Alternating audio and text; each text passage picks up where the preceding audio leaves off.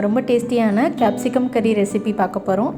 இது சப்பாத்தி தோசை எல்லாத்துக்கும் சூப்பரான காம்பினேஷன். கண்டிப்பாக எல்லோரும் ட்ரை பண்ணுங்கள். இது பண்ணுறதுக்கு ஃபஸ்ட்டு ஒரு பாத்திரத்தில் 2 ஏலக்காய் சேர்த்துக்கோங்க. அடுத்து 2 கிராம்பு, 3 காஞ்ச மிளகா, 4 துண்டு பட்டை, அடுத்து ஒரு டீஸ்பூன் அளவுக்கு சோம்பு, 1 டீஸ்பூன் மிளகு சேர்த்து இது எல்லாத்தையும் நல்லா வதக்கிக்கணும்.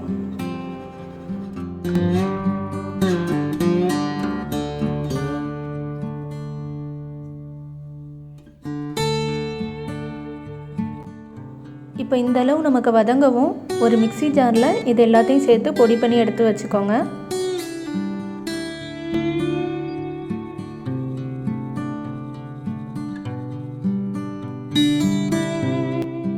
அடுத்து அதே பாத்திரத்தில் 2 டீஸ்பூன் ஆயில் சேர்த்துருக்கேன்.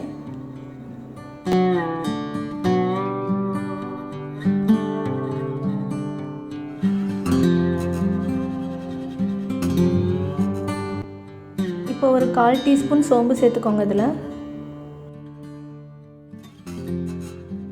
அடுத்ததாக ஒரு பிரியாணி இலை சேர்த்துக்கணும்.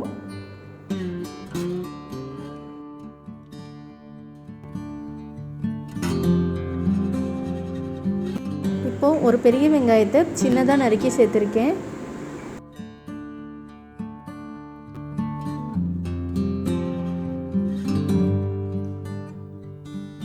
அடுத்து வெங்காயம் நல்லா வதங்கவும் இதில் 1 டேபிள் ஸ்பூன் அளவுக்கு இஞ்சி பூண்டு பேஸ்ட்டு சேர்த்துக்கணும்.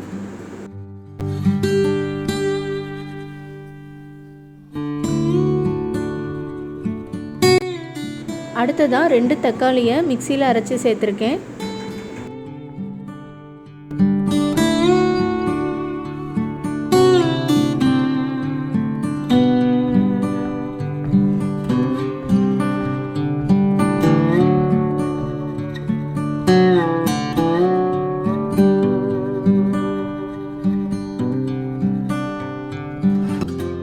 தக்காளி நல்லா வதங்கவும் இதில் நம்ம குடமிளகாயை கட் பண்ணி சேர்த்துக்கலாம்.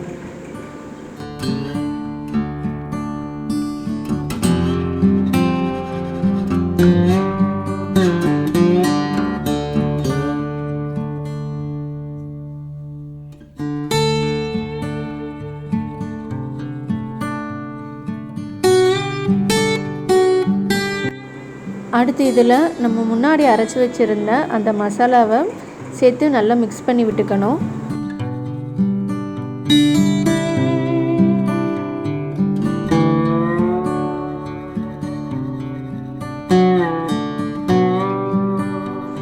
இப்போ இதில் ஒரு டீஸ்பூன் அளவுக்கு மிளகாய்த்தூள், 1/4 டீஸ்பூன் மஞ்சள் தூள், 1/2 டீஸ்பூன் ஜீரகத்தூள், 1/2 டீஸ்பூன் மல்லித்தூள் சேர்த்து மிக்ஸ் பண்ணி விட்டுக்கோங்க நல்லா.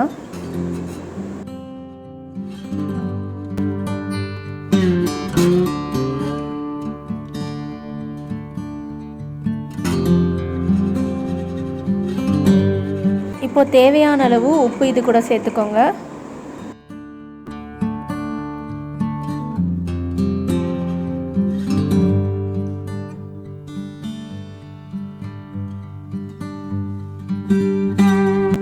அடுத்து ஒரு கிளாஸ் அளவுக்கு தண்ணி சேர்த்து மிக்ஸ் பண்ணி நல்லா வேக விடுங்க.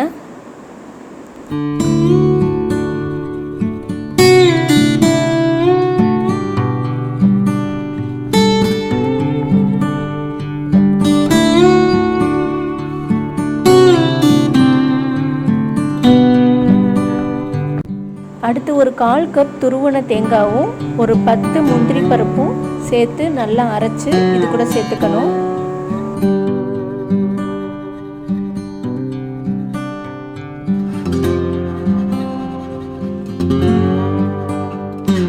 அடுத்து கொஞ்சமாக மிக்சியில் தண்ணி சேர்த்து இது எல்லாத்தையும் நல்லா ஒரு 2லேருந்து 3 நிமிஷம் அளவுக்கு வதக்கி விட்டுக்கணும்.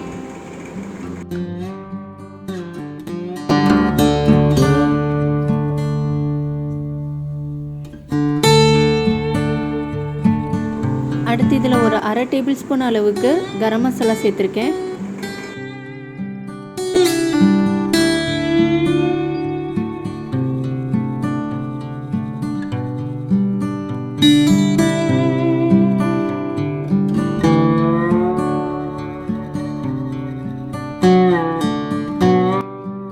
இப்போ ஃபைனலாக கொஞ்சமாக கொத்தமல்லி சேர்த்து மிக்ஸ் பண்ணி விட்டுக்கோங்க.